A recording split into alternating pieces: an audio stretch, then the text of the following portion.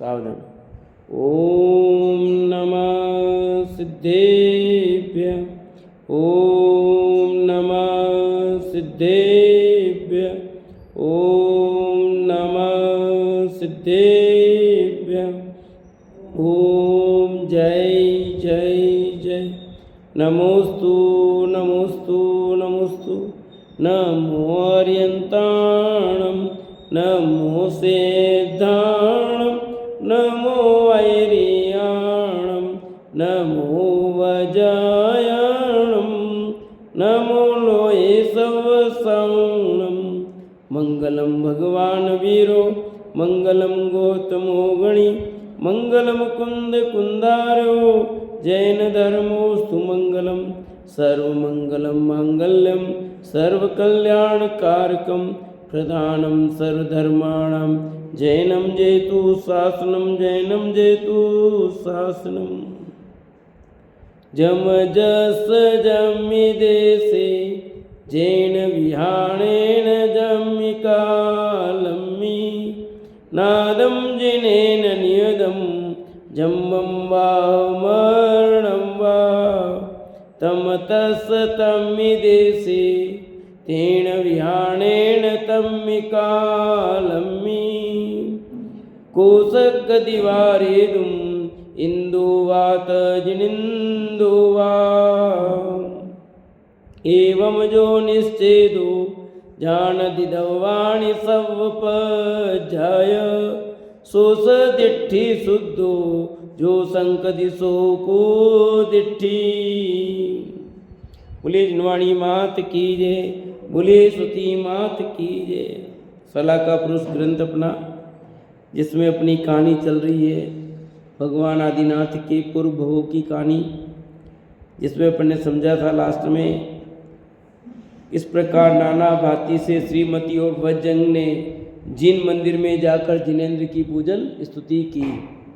वज्रजंग का जीव तीर्थंकर आदिनाथ के 7वें पूर्व भव का जीव है। यद्यपि यह वज्रजंग विवाह उपरांत ससुराल पक्ष के आग्रह पर दीर्घ काल तक अपनी पत्नी श्रीमती के साथ चक्रवर्ती वज्रनंद के घर पर ही मेहमान के रूप में रहकर नाना प्रकार के मनचाहे भोगों को भोगता रहा, परंतु उसे उन भोगों से संतोष नहीं हुआ। कौन? वज्रजंग कौन है? आदिनाथ का जी। शादी कहाँ हुई उनके? चक्रवर्ती के घर। और उनकी लड़की का नाम क्या था? श्रीमती। तो श्रीमती का विवाह हो गया, तो अब ससुराल में अभी तक तो गया ही नहीं हो, शादी करके ससुराल में टिक गए। ठीक है, कई दिनों तक वहीं रहे, इनके रहे घर पर ही मेहमान के रूप में रहकर नाना प्रकार के मनचाहों को भोगते हैं। चक्रवर्ती के घर है, घर जमाई रह जा पर नहीं रहेगा। उसे उन भोगों से संतोष नहीं हुआ, पर सो ठीक ही है, भोगों से कभी किसी को संतोष नहीं होगा। भोग भोगते रहो, तृप्त होते नहीं। इसलिए लिखा, आशा तृष्णा से जला हृदय, आशा तृष्णा से जला हृदय। वस्तुतः हम भोगों को नहीं भोगते, बल्कि हमारे बहुमूल्य जीवन को ये भोग ही भोग लेते हैं। अर्थात भोगों का तो कोई अंत नहीं होता, हमारा ही अंत हो जाता है। भोग को भोगते भोगते भोगों का अंत नहीं होता, हमारा अंत हो जाता है। क्योंकि भोगों का क्या होगा? कितने भोग भोगे, पर तृप्ति हुई क्या? तृप्ति नहीं होती। भोगे जाता परंतु तृप्ति होती नहीं, और एक दिन यही तृप्त हो जाता है, इसका ही अंत आ जाता है। इसलिए लिखा ना, बहुमूल्य जीवन को ये भोग ही भोग लेते हैं। बहुमूल्य जीवन को ये भोग ही भोग लेते हैं, अर्थात भोगों को भोगते ही हमारा अंत आ जाता है। वज्रजंग और श्रीमती ने अपने गुणों से समस्त पूर्ववासियों के मन को जीत लिया था। इस कारण उनकी विदाई पर वज्रन चक्रवर्ती के समस्त पूर्ववासी अत्यंत व्याकुल हो उठे। अब वो भी वहाँ ही रह रहे हैं चक्रवर्ती के यहाँ, शादी होने के बाद अभी गए नहीं है, और वहाँ पर रहते रहते सब लोगों का मन जीत लिया, सारे नगरवासी प्रसन्न उनसे। अब विदा होंगे तो लोग थोड़े से सोच रहे हैं, व्याकुल हो रहे हैं। सो ये स्वाभाविक ही है, स्नेहियों की जुदाई से आकुलता तो होती है, जिनसे बहुत स्नेह हो जाए और वो चला जाता है तो अपने को कष्ट होता है। वज्रजंग अपनी पत्नी श्रीमती के साथ आगे आगे और उन्हें लेने आए वज्रजंग के पिता वज्रबाहु और उनकी पत्नी पीछे पीछे चल रहे थे। ठीक है, अब आना लेने आ गए, इतने दिन हो गए भाई चल। ठीक है, तो बहू को लेने के लिए और बेटे को लेने के लिए वज्रबाहु और उनकी पत्नी आए। अपने आना लेने आते नहीं आते? आजकल तो शादी और आना साथ में होता, तीनों ने भी। पूर्ववासी, मंत्री, सेनापति और पुरोहित आदि जो भी उन्हें विदाई देने वाले साथ साथ चल रहे थे, वज्रजंग ने उन्हें थोड़ी दूर से वापस कर दिया। भाई जाओ, कब तक चलते रहोगे हमारे साथ? हाँ, पहले पैदल चलते थे ना। हाथी, घोड़े, रथ और पैदल चल रही विशाल सेना का संचालन करता हुआ वज्रजंग अपने उत्पल खेटक नगर में पहुंचा। अब अपने नगर में आ गए। उसके स्वागत में नगर खूब सजाया गया था, जैसे आजकल शादी करके आते हैं ना, लड़का लड़की कमरा सजाते हैं, इनके घर पूरा शहर सजाया था। जब वज्रजंग, अभी भी वो उनकी शादी हुई ना अंबानी छोरे की, पूरा नगर सजाया कि सब बनता। बड़े लोगों के बड़े ही काम होते हैं।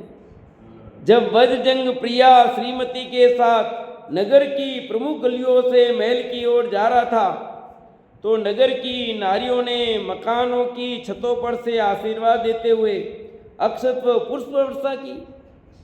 अब जा रहे हैं, अब सब पुष्प वर्षा कर रहे हैं। देखो, सबके अलग अलग पुण्य के ठाट हैं, कई करना पड़े, पर अब सबके भाव है अलग अलग। बड़े बड़े लोगों की बड़ी बड़ी चीज़ें होती है,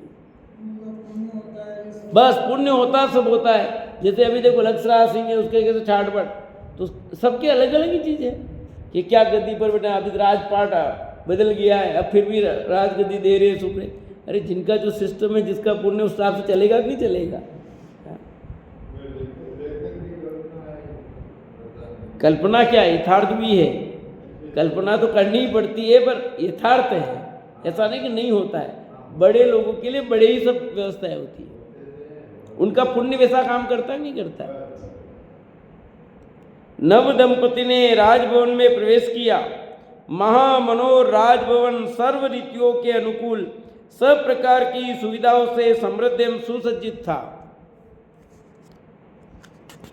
देखो, बड़ों की देखा देखी छोटे करते तो पीस जाते हैं, सुनिए नहीं है, तो बड़ों की देखा देखी अपने नहीं करनी, उनके पास है वो कर रहे, ठीक है, अपने को अपनी कुदड़ी के अनुसार करना। पाँव उतने पसारना जितनी अपनी चादर हो, है कि नहीं है? यद्यपि माता पिता और गुरुजनों के बिछुड़ने से श्रीमती यथा कदा खिन्न हो जाती थी, परंतु वज्रजंग का स्नेह और सास ससुर के आशीर्वाद और लाड़ प्यार से उसकी पियर की मधुर स्मृतियाँ दिन प्रतिदिन विस्मित होती जा रही थी, धुंधला हो रही थी। भाई नए नहीं होते तो पियर की याद तो आती है ना, उसको भी आती थी वैसे, पर धीरे धीरे धीरे धीरे यहाँ, जैसे आप लोग हो अब इतने वर्ष हो गए तो आपको ऐसे पियर की याद नहीं आती, परंतु अब अपने घर जाना, हमारे घर जाना, आप पियर में जाओ तो भी एक दिन रह लो तो नहीं, जाना पड़े, यूँ करते नहीं करते हो कि वही टिक जाते हो? हैं, भले फ्री हो गए, सब पोता पोती हो गए, वो सब हो गए, फ्री हो गए, तो भी अपने ही घर पे आते, अपने घर मतलब ससुराली आते हो, क्योंकि आपकी भी स्मृति अब धीरे धीरे धुंधली हो गई, जैसे इनकी हो रही है। वज्रबाहु का वैराग्य क्या हुआ? एक दिन वज्रजंग के पिता महाराज वज्रबाहु महल की छत पर बैठे शरद ऋतु के उठते विलय होते बादलों को देख रहे थे कि उन्हें वैराग्य हो गया। किसको देख रहे थे? बैठे थे, बादलों को देख रहे थे। वे मन में इस प्रकार विचार करने लगे, जिस संपदा पर एवं भोगोपभोग की सुखद सामग्री पर हम गर्व करते हैं, वह सब इन शरद ऋतु के बादलों की भांति क्षण भर में विलीन होने वाले हैं, नष्ट होने वाले हैं। कितने भी भोग भोगो, कैसे क्षण भर में नष्ट हो जाएंगे भैया, बहुत दीर्घ काल नहीं है इनका। और भोग भोगने के बाद भी इनकी क्या दशा बताओ। भोग कितनी देर का है, क्षणिक देर का तो है। खाना भी खाते हो तो कितनी देर है, आप पंखा वाले रहो, कुछ भी कर रहे हो, जो भी भोग भोगते हो सब क्षणिक हैं।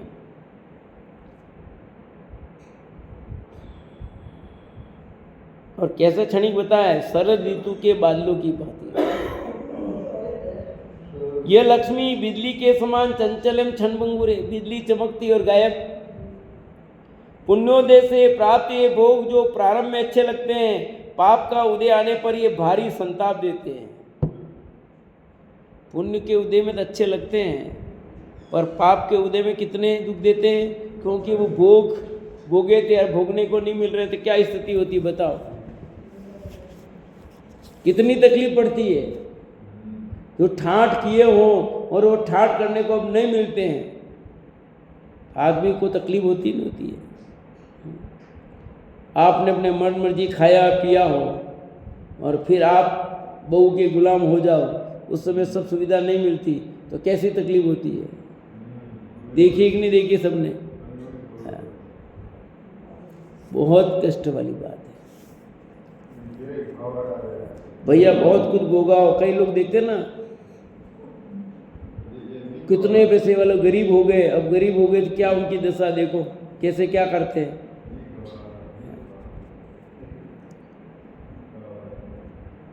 यह आयु भी अंजुलि के जल के समान प्रत्येक पल में क्षीण होती जा रही है। ये रूप, आरोग्यता, ऐश्वर्य, प्रिय बंधु बांधवों एवं प्रिय स्त्री का प्रेम सब क्षणभंगुर है।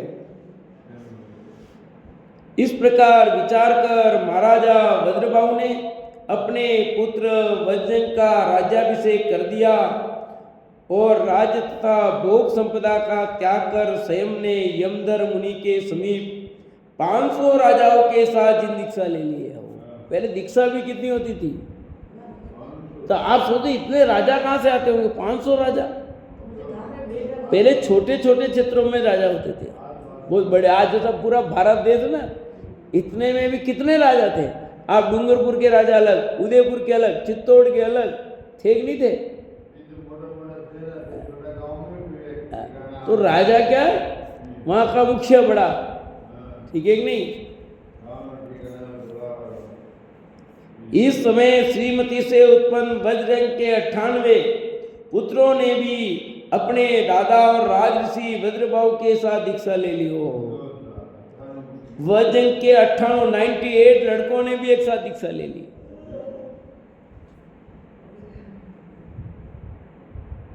विशुद्ध परिणाम के धारी वज्रंग के 98 पुत्र वीरबाहु आदि मुनियों के साथ वज्रबाहु चीर काल तक विहार करते रहे और क्रम क्रम से केवल ज्ञान प्राप्त कर मुक्त हो गए लोग। जिसकी जैसे आयु पूरी हुई और अपना अपना पुरुषार्थ किया, केवल ज्ञान लिया और केवल ज्ञान लेकर के मुक्त चले गए। राजा वज्रंग के यद्यपि अनेक रानियां थी, तथापि उसकी श्रीमती के प्रति विशेष अनुराग था। इस कारण वह अन्य रानियों के प्रति प्राय निष्प्रिय रहता था। यानी जब ये ललितांग नामक देव थे, ये तब से संबंध है श्रीमती का, तो राग काम कर रहा अभी भी। तो यहाँ इतनी रानियां थी, पर ज्यादा प्रेम किससे था, श्रीमती से। क्योंकि श्रीमती का जी वज्रंग के पूर्व ललितांग देव की प्राण प्रिया स्वयं प्रभा नाम की मां देवी थी। इस पूर्व संस्कार के कारण वह राजा वज्रंग श्रीमती पर विशेष आसक्त था। इस प्रकार वज्रंग का समय श्रीमती के साथ बड़े आनंद पूर्वक व्यतीत हो रहा था।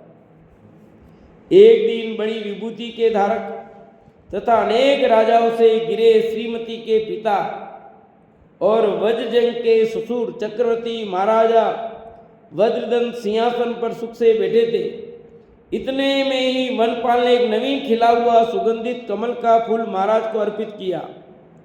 राजा ने उसे सूंघने के लिए नाक के पास लगाकर जो ही सूंघना चाहा कि उन्हें इस कमल के फूल में सुगंध का लोभी भोरा मरा हुआ दिखा। बढ़िया फूल लाके दिया, सूंघने के उसमें मरा हुआ भोरा। उस मृत भोरे को देख वे संसार के असरभूत सुखों से विरक्त हो गए। वे विचार करने लगे कि अहो, मंदोन्मत्त भ्रमर फूल की सुगंध से आकर्षित होकर यहाँ आया था और रस पीते पीते ही सूर्यास्त हो गया और ये इसी में बंद होकर मर गया। ऐसे विषयों की चाह को धिक्कार है। ये भोरा आया था, सुगंध ले रहा था और लेते लेते उसमें मस्त था, सूर्यास्त हो गया, फूल बंद हो गया, कमल का फूल। क्योंकि सुबह खिलता है और शाम को बंद हो जाता है। देखा आपने कमल के फूल को कि नहीं देखा? कहाँ देखा है? नहीं हो तो गुलाब बाग में देखा ना? हाँ, बिंडर तालाब। तो भोरा उस पर बैठा, 10 पान और सूर्यास्त हो गया तो कमल बंद हो गया तो वही मर गया उसमें। ऐसी गति की दशा। देखो, विषय सामग्री की 3 अवस्था होती है, दान, भोग और वियोग। जितनी भी है उसका क्या होगा? या तो दान कर दो या भोग लो, और भोगोगे भी नहीं, दान भी नहीं करोगे तो क्या होगा? वियोग होगा, नाश होगा। या तो नष्ट हो जाएगा या चोर ले जाएंगे, कोई न कुछ तो होना ही है। जो आज धनाढ्य है वही कल दरिद्र होते देखा जाता है। संयोग के बाद योग होता है और संपत्ति भी वस्तुतः विपत्ति का ही मूल है। कल 3000 शेयर गिर गया मार्केट, करोड़ों के नीचे आ गए लोग। क्या विमल जी? 1 घंटे में 3000 डाउन हो गया शेयर मार्केट, 19,000 करोड़ का घाटा हो गया। आज समझ लो कहां से कहां आ गया आदमी। तो आदमी ऊपर चलता है, नीचे आता है। सोने के भाव बढ़ गए, आज थोड़े घट गए हैं। चांदी के भाव इतना खरीदे था, अब 10,000 रुपये कम हो गए। सोने के भाव थोड़े कम हुए, 3,000 रुपये कम हो गए। तो ये उतार चढ़ाव, आदमी कब ऊपर कूद जाए और कब नीचे आ जाए कोई पता नहीं लगता है। पुण्य की सत्ता, कितने लोग, इतने लोग, हाँ, सबका अपना अपना पुण्य काम करता है। हजारों लोगों का पुण्य एक साथ काम कर सकता है, हजारों लोगों का पाप एक साथ काम करता है। कोरोना आया तो लाखों लाखों जीवों का पाप का उदय था, एक अकेले एक जीव का थोड़ी था। और उनमें भी जिनकी बहुत तीव्र पाप का उदय था वे चले गए। जिनकी आयु से बचे, चपेट में आकर के उस निमित्त कितने लोग चले गए बताओ। और उस समय तो सारे नियम चले थे, अब कौन सब भूल गए। कहाँ गर्म पानी गया गायब। अब गर्मी आ रही है तो एकदम ठंडा पानी चाहिए कह रहे। उस समय पी रहे थे गर्म, नहीं गर्म पीना, ठंडा नहीं, फ्रिज का नहीं, काम में नहीं लेना यूँ। और अब तो बिल्कुल वही सब चालू। हमारी स्थितियाँ एकदम चेंज हो जाती है, लापरवाह हो जाते हैं, फिर वापस वही स्थिति आती है।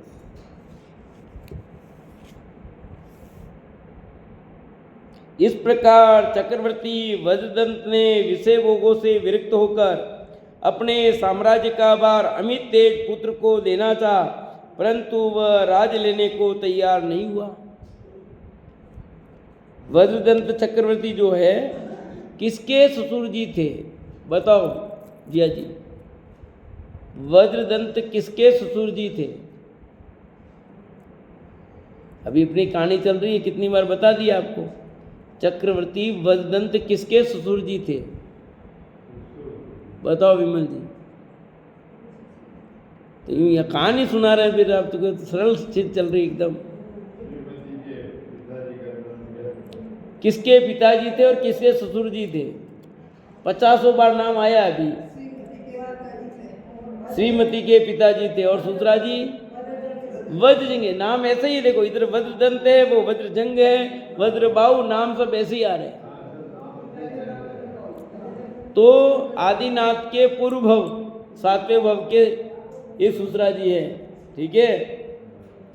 और इनको वैराग्य हो गया और इन्होंने अपना राजपाट छोड़कर अमित तेज पुत्र को राज्य देना चाहा। अब क्या होता वो करते कि नहीं करते देखो। परंतु वह भी राज्य लेने को तैयार नहीं हुआ।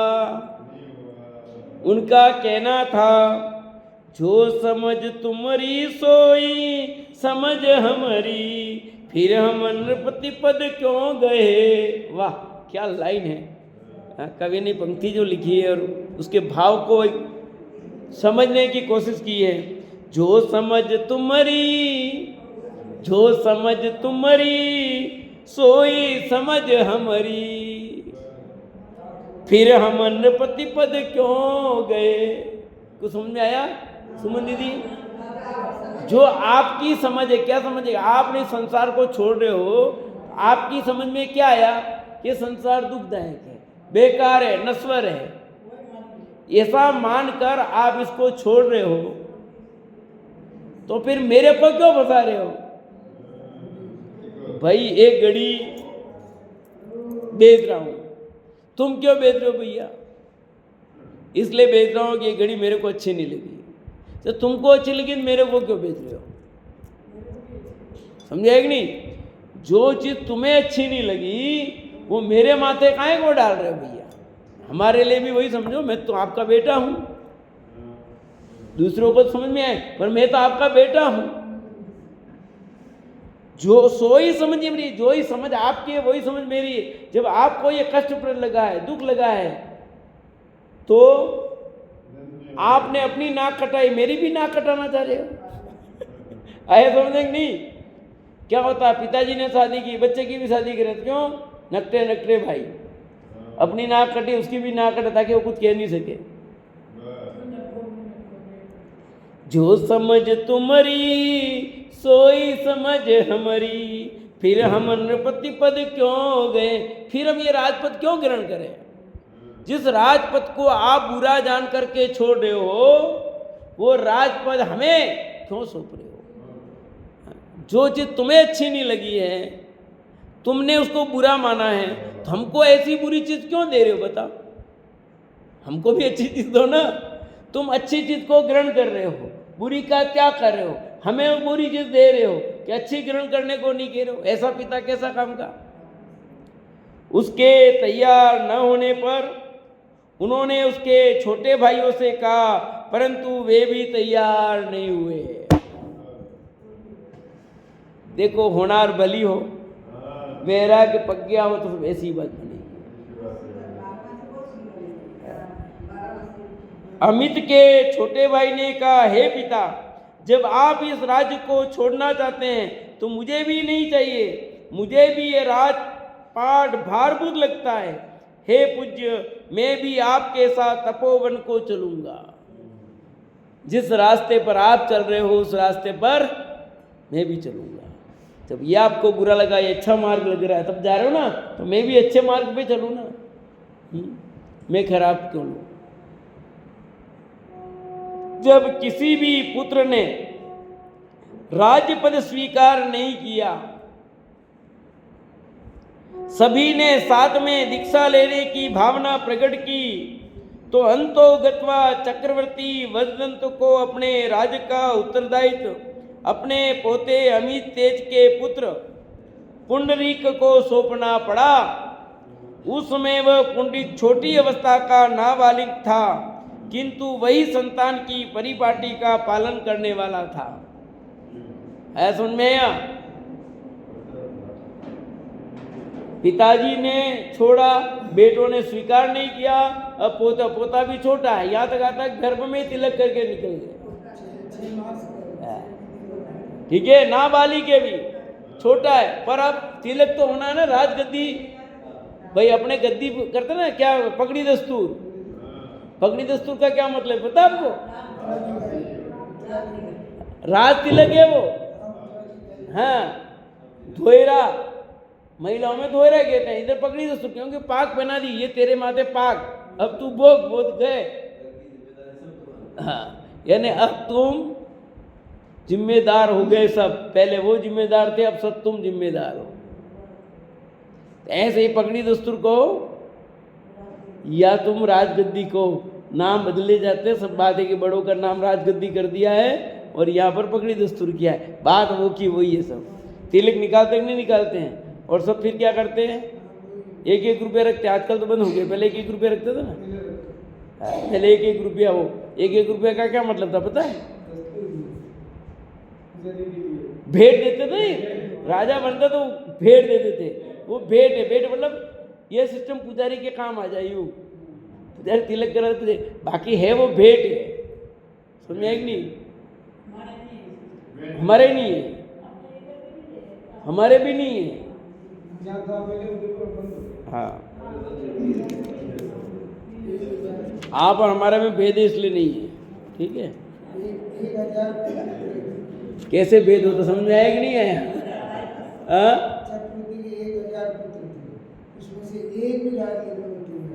देखो ये तो कह रही है, राज्य की व्यवस्था पर राजश्री वददंत अपने पुत्र स्त्रियों तथा अनेक राजाओं के साथ दीक्षित हो गए। उनके साथ 60,000 रानियों ने, 1,000 पुत्रों ने और 20,000 राजाओं ने दीक्षा ली। लो, अब समझो कि जगह कितनी बड़ी चाहिएगी। आपरे प्रोग्राम में 600-800 लोग वेगा हटे गिरा, 60,000 तो रानी, 1,000 पुत्र और 20,000 राजा, 60 और 20 80 और 81,000 तो ये हो गए गिनती वाले। 81,000 लोग एक साथ दीक्षा लेते होंगे तो वो दृश्य कैसा होगा आप कल्पना करो। वो जगह कितनी बड़ी होगी, 1 लाख पब्लिक होगी समझ लो, ये दीक्षा लेने वाली पब्लिक है। तो इनके सब रिश्तेदार गिनो, जब एक कोई दीक्षा लेता है तो हजारों लोग आते हैं, आ रहे नहीं आ रहे? तो इतने लोग दीक्षा ले रहे होंगे तो वो दृश्य कैसा होगा कल्पना करो, क्या उसकी स्थिति बनी हुई होगी, वो कैसे गदगद रोमांच भाव होंगे। इतने लोग कहाँ बैठते होंगे। अरे ये सब अपने को लगता है क्योंकि अभी छोटी छोटी जगह है ना, अपने को ऐसा लगता है। देखो छोटे व्यक्ति की दिमाग छोटी, एक तो होता है कुएं का मेढक और एक होता है समुद्र का मेढक। तो कुएं को मेढक को तो कुएं का उतना एरिया देखा उतना ही पानी दिखता है, और जो समुद्र का मेढक होता है उसे बहुत दिखता है। तो अपने क्या अभी अपन सब है कुएं के मेढक, ठीक है ना, इसलिए अपने को ऐसा लग रहा है। वो समुद्र के मेढक नहीं है अभी उसमें, तो हमको लगता है ऐसा कैसे हो सकता है, ऐसा कैसे, कोई एक जना दीक्षा लेने को तैयार नहीं आज तो, और वहाँ ऐसे दीक्षा। हर समय की परिस्थिति अलग है, ये लाखों करोड़ों वर्ष पुरानी बात है, असंख्यातों वर्ष पुरानी बात है, क्योंकि आदिनाथ हुए ना संख्यातों, और उसके पहले भवों की कहानी चल रही है, तो असंख्यातों वर्ष पहले की बात है, समझाएगी नहीं। और समय के साथ सब चीज़ बदली है। वहाँ पर कितना विशाल जगह होगी वो जहाँ दीक्षा ली होगी, सोचो आप, वो जंगल कितना बड़ा होगा। 60,000 रानियां आरिकाएं होगी, 60,000 तो, और 20,000 राजा। उसी समय श्रीमती की पंडिताधाय ने भी अपने अनुरूप दीक्षा धारण कर ली। लो, श्रीमती की जो धाय थी सेवा करने वाली, उसने भी दीक्षा ली। वास्तव में पांडित्य वही है जो संसार सागर से पार कर दे। कहते हैं सुख में सागरों की लंबी उम्र भी कब बीत जाती है इसका पता नहीं चलता। वदन की वैराग्य भावना में कहा है, सुख सागर में मग्न निरंतर जात न जाने काल, कि सुख के सागरों में लंबी उम्र भी कब निकल जाए पता नहीं, पर दुख का एक लम्हा भी वर्षों जितना लगता है। सुख के पल वर्षों क्षण में बीत जाए ऐसे लगते हैं, और दुख का क्षण एक क्षण भी वर्षों जैसा लगता है। दोनों में कितना फर्क है। चक्रवर्ती वदंत और पुत्र अमित तेज के मुनि होने पर उनकी पत्नी लक्ष्मीमती और पुत्र वधु को यह चिंता हुई कि उनका पोता पुंडरीक इतने बड़े चक्रवर्ती के साम्राज्य को नहीं संभाल सकेगा। अतः उसने अपने साम्राज्य की सत्ता संभालने के लिए संदेश के साथ अपने बेटी जमाई श्रीमती और वज्रजंग के पास पुंडकी नगरीपुरी के दूत के रूप में विश्वास पात्र व्यक्तियों को भेजा। उसे विश्वास था कि वज्रजंग इस साम्राज्य को संभाल लेगा और उसके रहते बालक पुंडरीक को सौंपा यह साम्राज्य निष्कंटक हो जाएगा। अब इसको कौन मानेगा, अभी तो बना नहीं है और अपन राज करेंगे, इसलिए उनके समाचार भेजे। अपने ससुर वज्रदंत चक्रवर्ती और अमित तेज के दीक्षित होने पर पुंडरीक को सौंपे गए साम्राज्य के संभालने के लिए संदेश पाते ही वज्रजंग ने सेना सहित प्रस्थान कर दिया। मार्ग में जब वज्रजंग सहित सेना विश्राम हेतु पड़ाव पर यथास्थान ठहर गई तो वहाँ एक घटना घटी जो इस प्रकार है। अब आ रहे हैं, रास्ते में लंबा था, विश्राम किया, तो क्या घटना घटती है वो आप देखो भाई। आकाश मार्ग से गमन करने वाले श्री दमधर नामक मुनिराज सागर सेन मुनिराज के साथ वज्रजंग के पड़ाव पर पहुंचे। कौन पहुंचे? मुनिराज पहुंचे। देखो इसको कहते हैं अतिथि। उस समय श्रीमती वहां भोजन की तैयारी कर रही थी। तो भी टाइम होता, डेरे अपन भी जाते थे, यात्रा में जा रुकते तो खाना बनाते कि नहीं बनाते हैं? पहले पोटी पहन जाते थे कि नहीं जाते थे? पोटी मतलब गाड़ियाँ तो बाद में आई, बेल ओपन इसमें सवारी होती थी, तो सब खाना वाना भी साथ में होता था कि नहीं होता था? गए आप कभी बैठे हैं पोटी पर? गए कि नहीं गए? हम तो गए भाई, बैठे। उस समय श्रीमती वहाँ भोजन की तैयारी कर रही थी। संयोग से वन में ही मुनियों ने आहार लेने की प्रतिज्ञा की थी। मुंडाल ने की थी, आज तो आहार कहाँ लेंगे? मिलेगा जंगल में तो लेंगे, नगर में नहीं जाएंगे। राजा वज्रजंग ने उन्हें देखा। दोनों मुनिराजों को वज्रजंग ने सरस पड़गान किया। पुण्यात्मा वज्रजंग ने रानी श्रीमती के साथ बड़ी भक्ति से उन मुनियों को हाथ जोड़कर दिया। ये काम आएगा विलास में, कहानी को ध्यान रखना। ये कहानी कहाँ आकर के जुड़ेगी देखना, ठीक है ना? सब पढ़ रखी है तो आपको ख्याल में होना चाहिए। श्रीमती के साथ बड़ी भक्ति से उन मुनियों को हाथ जोड़कर अर्घ दिया और फिर नमस्कार कर भोजनशाला में प्रवेश कराया। उच्चासन दिया, चरणों का प्रक्षालन किया, पूजा की। ये कहलाती नवदा भक्ति। तो नवदा भक्ति पूर्वक आहार दिया। किसने? श्रीमती और वज्रजंग ने। कब दिया आहार? कब दिया आहार? ये जंगल, जब वे अपने ससुराल जा रहे थे और रास्ते में रुके थे जंगल में, और जंगल में रुके, रात भर रुके, सुबह वापस खाना तो पड़े ना पेट, तो रास्ते में फिर कहाँ बनाएंगे? जहाँ रुके वहाँ सुबह खाना बन रहा था, मुंडा दिखे पड़गान के लिए खड़े हो गए। अब महाराज के लिए कौन सा स्पेशल खाना बनाया होगा जंगल में, सोचो। यह है व्यवस्था, इसको कहते हैं अतिथि। फलस्वरूप पंच आश्चर्य हुए। उस वन में सिंह, बंदर, सुकूर और नेवला जैसे पशु भी मुनिराज के आहारदान को देखकर हर्षित हुए। जब आहार दे रहे थे वज्रजंग श्रीमती, तो 4 पशु भी देख रहे थे। चित्र बना हुआ है, अपने यहाँ लगाया नहीं पर स्मारक में लगाया हुआ है, और भी कई जगह लगे हुए हैं। एक तो सिंह, एक बंदर, एक सूकर और एक नेवला। देखो सब याद रखना, क्योंकि आगे कहानी आगे बढ़ेगी तभी सब काम के। कौन थे 4 पशु? सिंह, बंदर, सुकुर और नेवला। जैसे पशु भी मुनिराज के आहारदान को देखकर हर्षित हुए, आहारदान की अनुमोदना की। देखो भाई यही है, आपके तो पशु कैसे कर सकते हैं? अरे आप पशुओं को कम समझते हो। आज भी कितने पशु आप देख रहे हो जो सब समझ रहे हैं। आप आवाज मारो आ जाते कि नहीं आ जाते? तो नहीं समझ रहे हो तो कैसे आते? जिस घर से जाते जा रहे थे वही घर जाते कि नहीं जाते? वो दूसरे घर क्यों नहीं जाते? अपने मालिक को पहचानते कि नहीं पहचानते हो? हैं? और आज भी देखो ट्रेनिंग दी जा रही है तो कुत्ता काका ढूंढ लेता सब। गाय भैंस बकरी तोता देखो ट्रेनिंग दे रहे तो सब लाभ ले रहे कि नहीं ले रहे? इसका मतलब समझ है उनकी अच्छी, तब तो ले पाते हैं। वो टाटा मरा तो कुत्ते पे ही राशि रख के गया, उसके लिए भी वसीयतनामा लिखा। उनका जो कुत्ता था पालता, उस कुत्ते के लिए भी वसीयतनामे में राशि लिखी, और उस कुत्ते की सेवा में जो लगा उसके लिए भी रखा पैसा। तो आप पशु नहीं समझते हैं, ये किसने कहा? वे सब भी समझते हैं, इसलिए अनुमोदना की। प्रवचन हो रहा, सुन रहा कोई जीव, आप देखो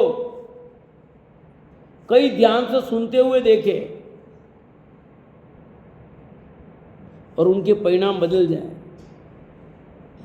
अंदर मंदिर में नहीं आ सकते पर बाहर प्रवचन हो रहा है, कई बैठते कुत्ते इतनी ध्यान से सुनते, उनको कौन सी चीज अच्छी लग जाती है।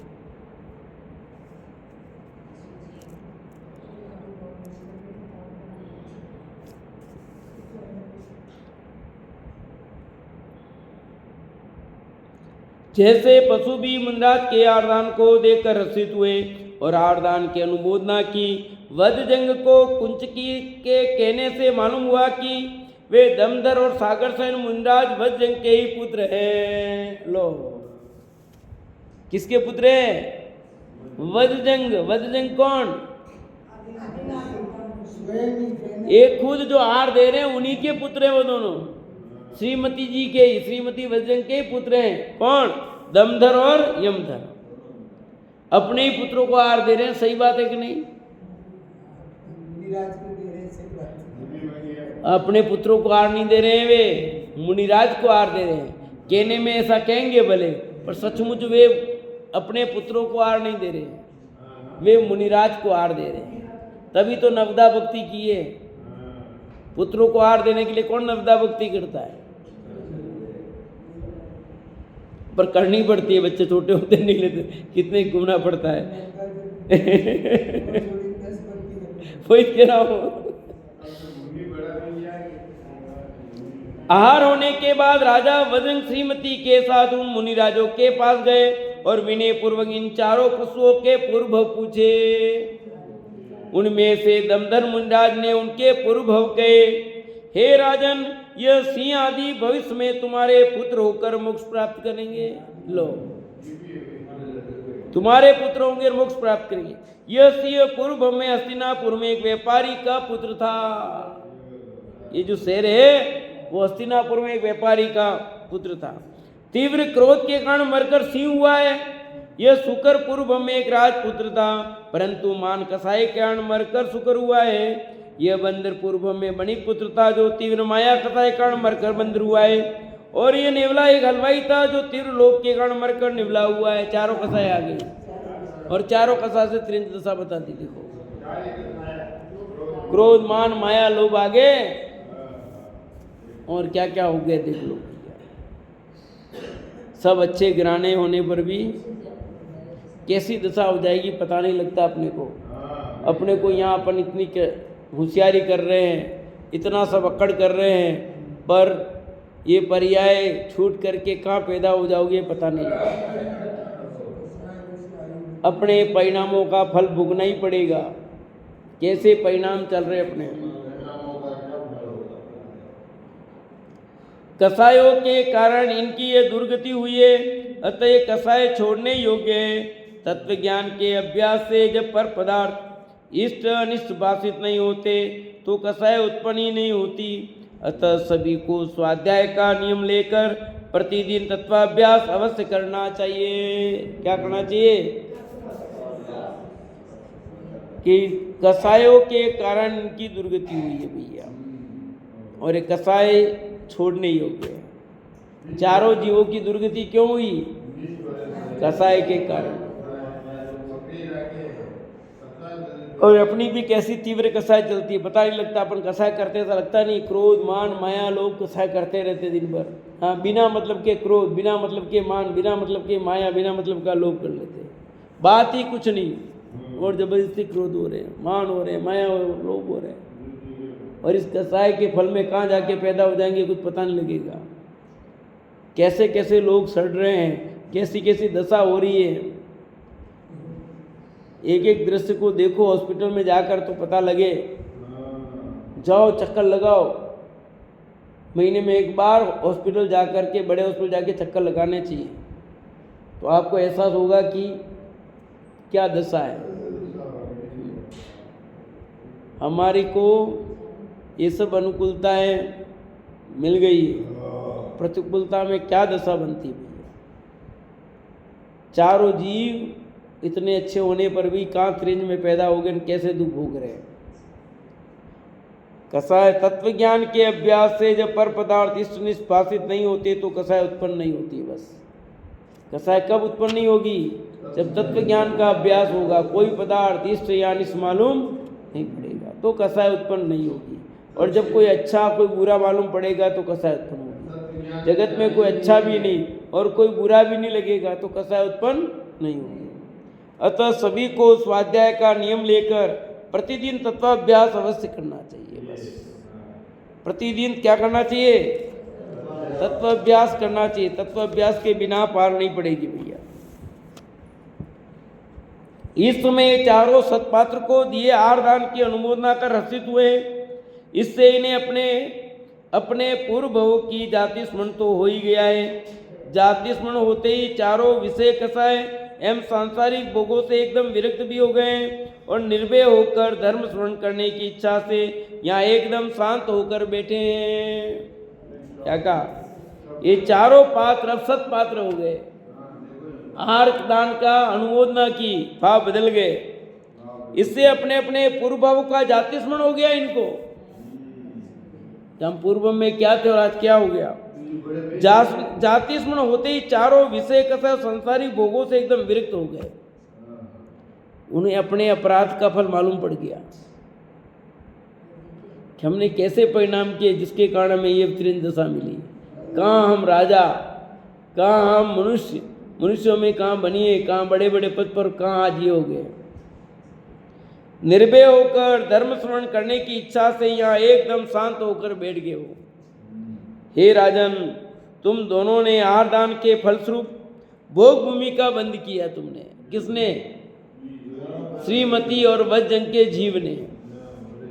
और इन सिंहादिक चारों जीवों ने भी तुम्हारे साथ ही भोग भूमि की आयु बांधी है। लो, ये चारों भी वहां पैदा, तुम भी वो 6 जने होंगे। अब यहाँ से छठवें भव में जब तुम ऋषभदेव तीर्थंकर होकर मोक्ष प्राप्त करोगे तब ये चारों जीवी उसी भव में मोक्ष जाएंगे तुम्हारे साथ ही। मोक्ष इन 6 भवों में भी ये तुम्हारे साथ ही रहेंगे। अब ये तुम्हारा साथ चलेगा, भव का साथ। यह श्रीमती का जीव भी तुम्हारे तीर्थ काल में दान तीर्थ की प्रवृत्ति चलाने वाले श्रेयांश राजा होंगे और उसी भव में मोक्ष प्राप्त करेंगे। ये जो आपकी पत्नी है, हमारी माँ है श्रीमती, वो भी राजा श्रेयांश बनेगी और आपको दान देगी। दान तीर्थ का प्रवत अक्षय तीर्थ आकातीज, ठीक है, बिना अबूझ मूर्त खूब शादियां कराओ। अक्षय तृतीया गन्ने के रस का आहार देने वाले ये श्रीमती जी का जीव ही राजा श्रेयांश होगा और आप दान तीर्थ की प्रवृत्ति कराएंगे और उसी भव से मोक्ष जाएंगे। फिर क्या घटना घटती आप आगे सुनेंगे।